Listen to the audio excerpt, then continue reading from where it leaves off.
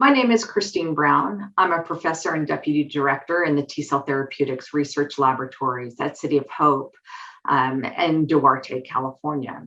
On behalf of my co-authors, it's a pleasure to present our phase 1 study, which is being conducted to evaluate CAR T cells incorporating a chlorotoxin tumor targeting domain for the treatment of recurrent or progressive glioblastoma that expresses matrix metalloproteinase 2 or MMP2.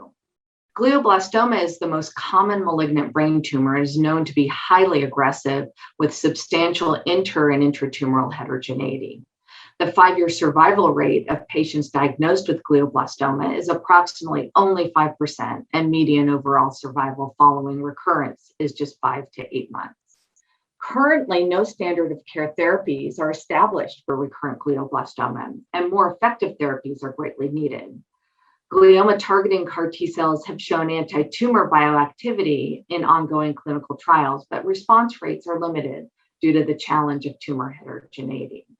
In this phase 1 study, we're investigating the safety of a novel chlorotoxin-directed CAR T cell therapy in patients with glioblastoma. And this CAR platform was developed by my laboratory at City of Hope.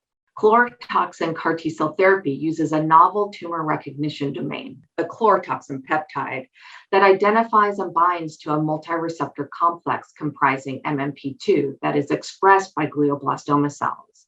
In vitro studies, chlorotoxin CAR T cells have demonstrated strong binding potential to a broad spectrum of glioblastoma cells.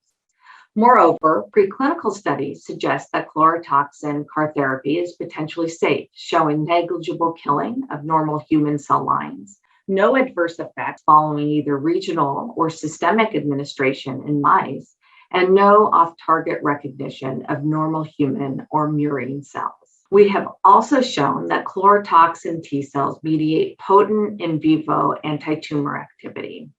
Following single intracranial intratumoral or ICT administration of chlorotoxin CAR T cells in orthotopic glioblastoma mouse models, potent in vivo anti-tumor activity, including tumor regression and significantly improved survival, was observed.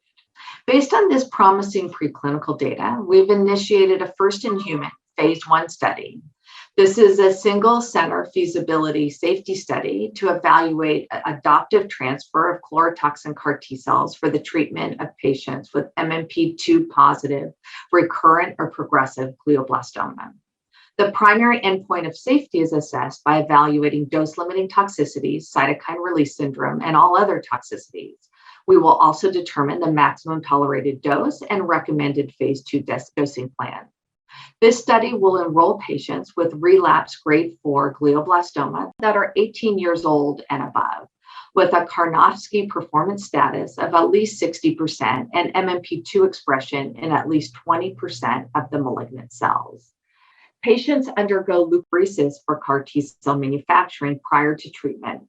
The study treatment begins with surgery for tumor biopsy or resection and catheter placement approximately 7 days prior to the initiation of cycle 1 of CAR T cell infusion.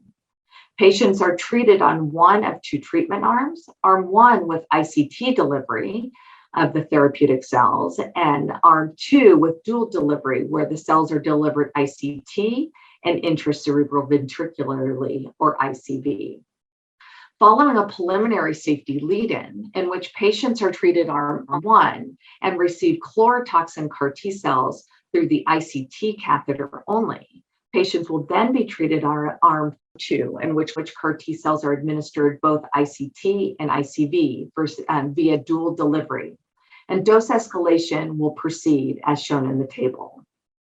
In summary, chlorotoxin CAR T cell therapy is a novel immunotherapy that may extend the range of solid tumors targetable by CAR T cells. Results from our phase 1 study are expected to demonstrate the safety and feasibility of regional delivery of chlorotoxin CAR T cells in patients with recurrent glioblastoma. In this first-in-human phase 1 study, we will also determine the maximum tolerated dose and a recommended phase 2 dosing plan. This study is actively enrolling patients, and 4 patients have been dosed as of mid-April 2021. Thank you very much.